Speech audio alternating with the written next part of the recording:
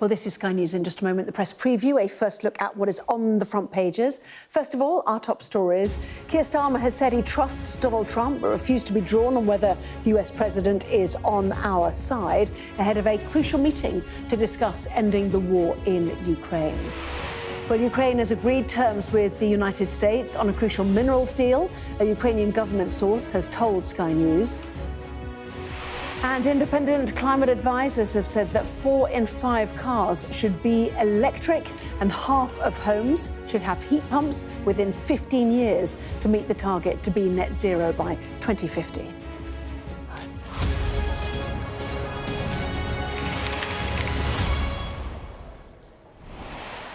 Hello there, you're watching the press preview, a first look at what is on the front pages. Time then to see what's making the headlines with the broadcaster and commentator Andreou and the Telegraph's deputy comment editor Annabel Denham. Lovely to see both of you and welcome. So as ever, let's take a look, shall we, at the front pages, starting with the Telegraph. Starmer to confront Trump on Ukraine. There's their headline. As Keir Starmer heads to Washington, the Telegraph saying the PM will tell the president that Vladimir Putin will invade Ukraine again unless the US provides protection for a European peacekeeping force. That warning is also the lead story for Thursday's Guardian. The Times says the Prime Minister will tell the President that the USA is needed to hold back Putin. The Daily Mirror puts it starkly, he'll strike again. The Eye says the Prime Minister will tell the US President that if he backs Europe on Ukraine, one of his rewards will be to get to meet the King. The Daily Mail, meanwhile, says that a day after announcing a major increase in defence spending, Labour is billions of pounds on surrendering the Chagos Islands. Apologies. Starmer is set to blow defence billions, rather, on Chagos surrender. Let me read that properly. While a deal on the USA getting access to rare minerals in Ukraine is close, the Metro says that when it comes to actual peace with Russia, it's still a question of deal or no deal. The Financial Times leads with Donald Trump's latest threat of a 25% tariff on EU goods. And the Express has new developments in the case of the missing chef, Claudia Lawrence. And then the Star mocks Donald Trump for sharing an AI-generated video of Gaza featuring a gold statue of himself. Well, let us bring you some breaking news we're getting. Hamas has now handed over 4 bodies to the Red Cross in Gaza. That is according to Israeli security sources telling the Reuters news agency. They are Saki Idan. Mr. Idan's 18-year-old daughter was killed by Hamas at their home at Nahal Oz. He was taken hostage.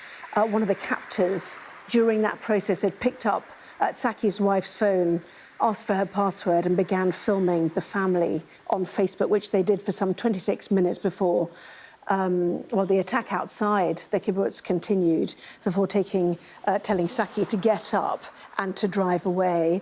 Itzhak Elgarat, another one, he was taken at the age of 68 from Nir Oz too. He'd been shot through a safe room door, injuring him. Ohad Yahal Alomi was taken age 49, also from Nir Oz.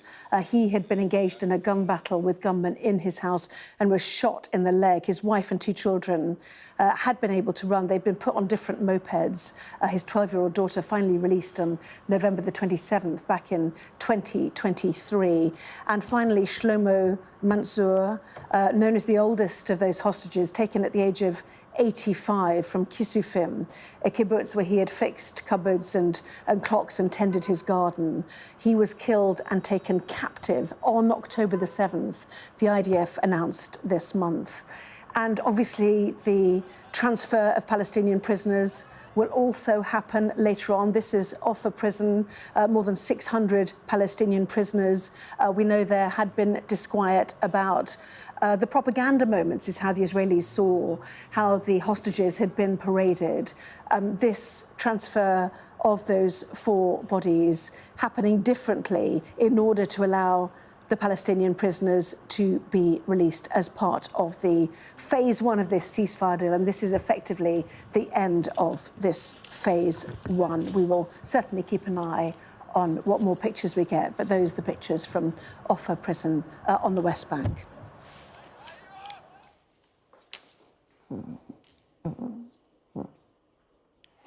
Well, you're watching our press preview. We are joined by Andreou and Annabel Denham. Welcome back to both of you then. So much to discuss. Obviously, Sir Keir Starmer, his big moment in the spotlight in Washington on Thursday.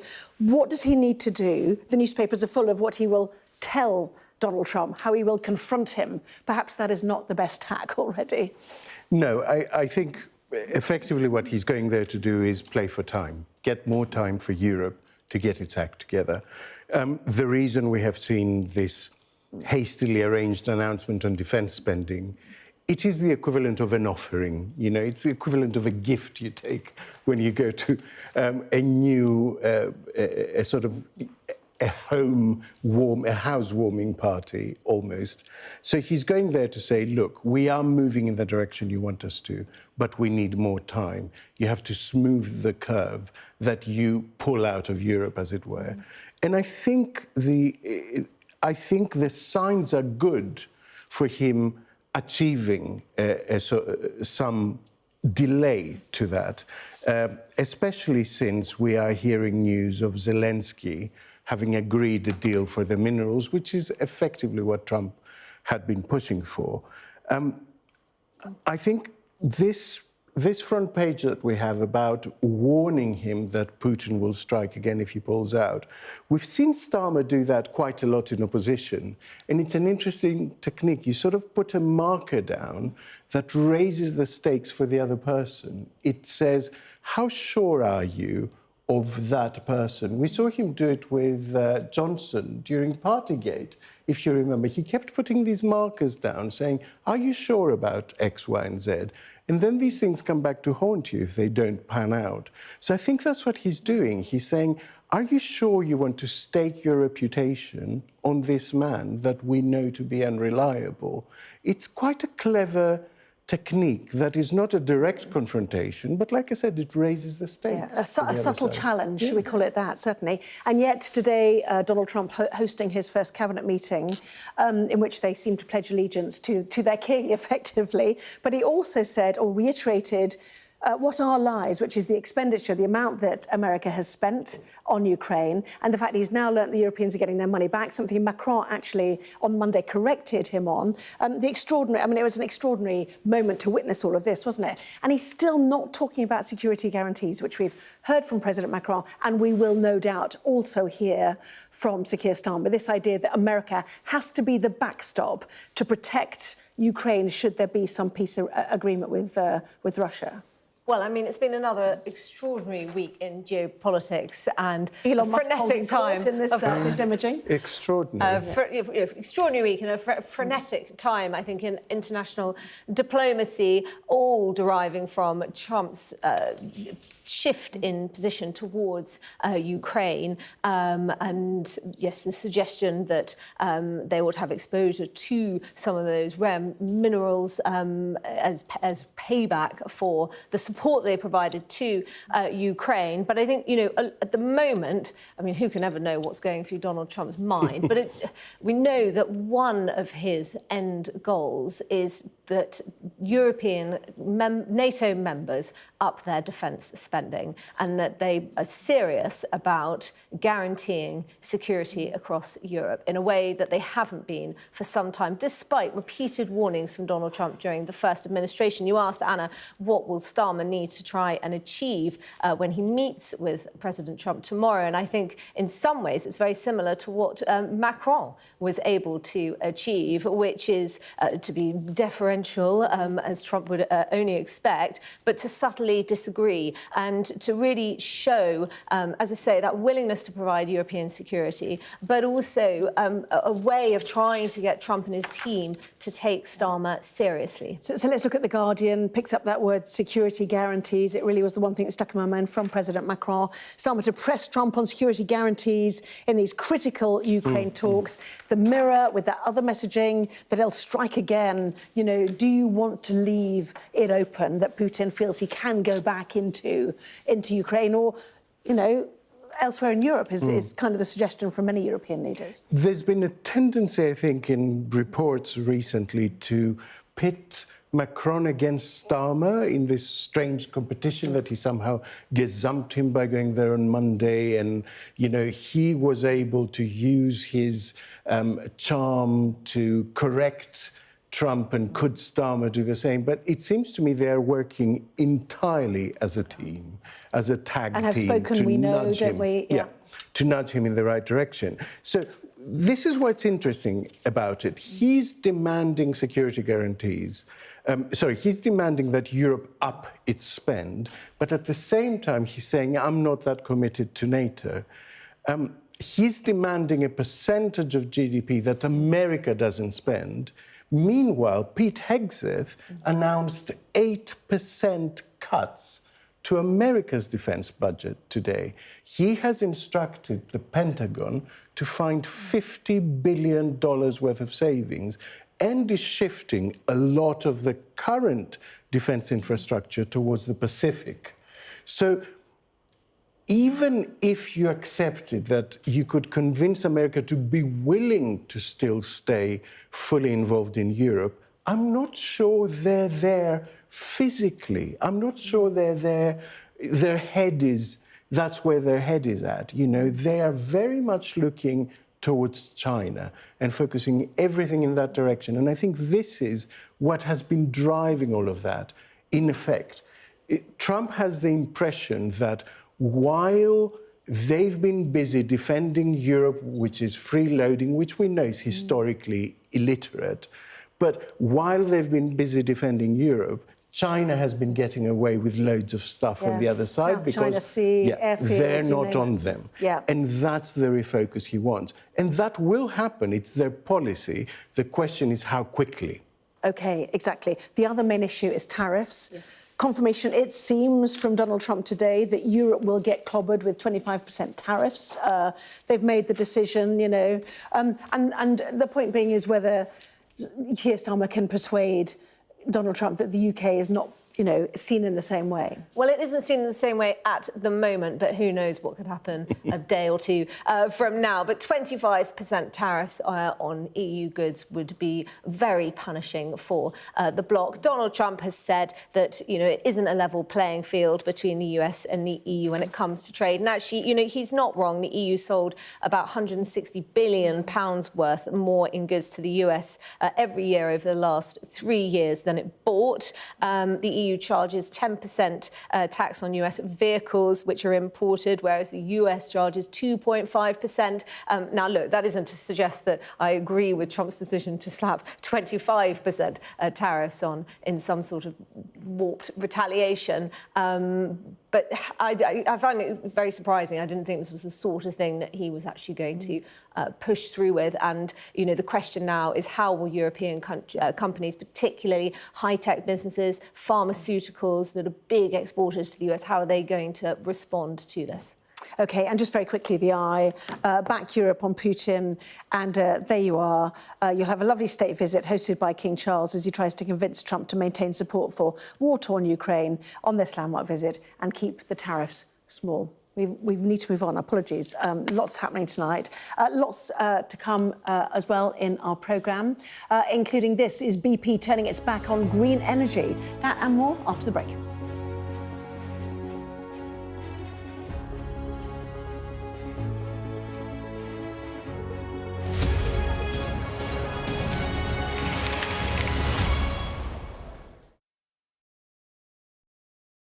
Trust in politics is at an all-time low. What's going wrong and can we fix it?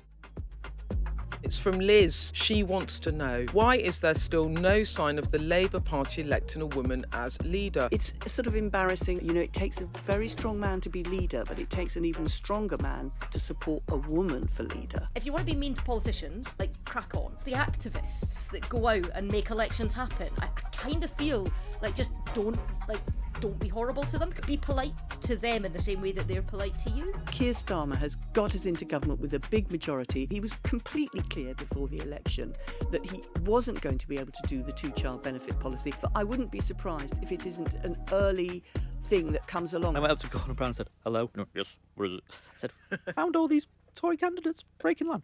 Let me see it. This is brilliant. This is brilliant. You are on Sky News. Welcome to the BAFTAs. I'm Katie Spencer, Sky's arts and entertainment correspondent. And from the BAFTAs to the Brit Awards, the Oscars to the Olivier's, our entertainment team is here interviewing some of the biggest stars in the world. This is the story of the night. It's the little independent film that could. Sky News, the full story first, free wherever you get your news.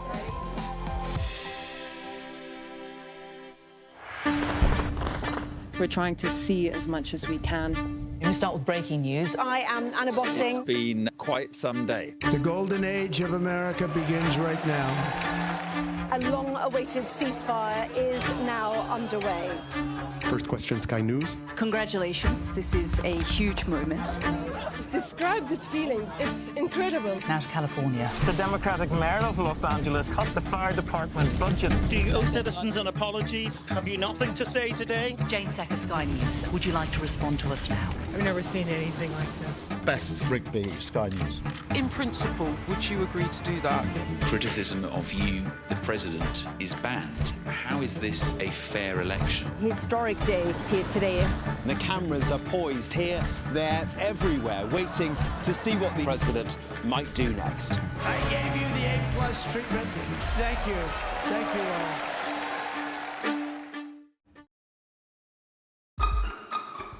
We've got your Sunday mornings covered.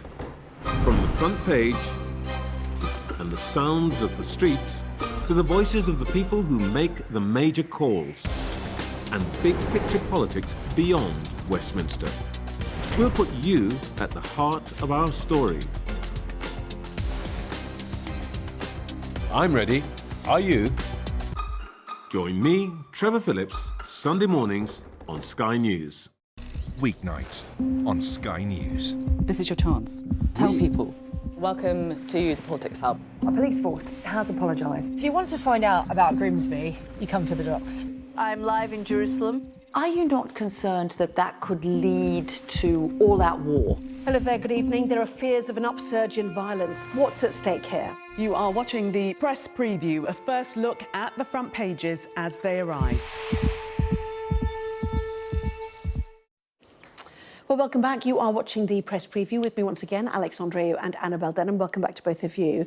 Chagos Islands, shall we? It's on the front page of the Daily Mail, whether money might be used of this defence money, set to blow defence billions on Chagos surrender on the eve of this critical meeting, you know, wrapping it all up together. Lammy suggesting today there will be no agreement without the Americans on side. But I mean, you were saying that that was always going to be the case. It's always the case, and it was the White House pressing for the deal under Biden that pushed it through so quickly. It's because Biden wanted it done and dusted before he left office, but didn't quite manage to do that because it's a joint base. It's a joint base between the UK and the US, and this is basically a deal for its 100-year lease. I'm not sure that this is the kind of strategic asset that the US is going to want to give up. And I think before Trump's inauguration, we suspected that when he caught wind of what the UK was trying to do, he wouldn't be in favour of it. In terms of Starmer today, yes, he was pressed at PM's Q's about whether this Chagos surrender would contribute to the defence billions. The draft deal reportedly will cost the taxpayer $90 million each year for 99 years, which gets you to about £9 billion over the near century. So they're talking about a lot of money, and obviously that would be very significant if it was being taken away from the armed forces, which are crying out for more investment and put towards this. OK, let's head to the Financial Times, shall we?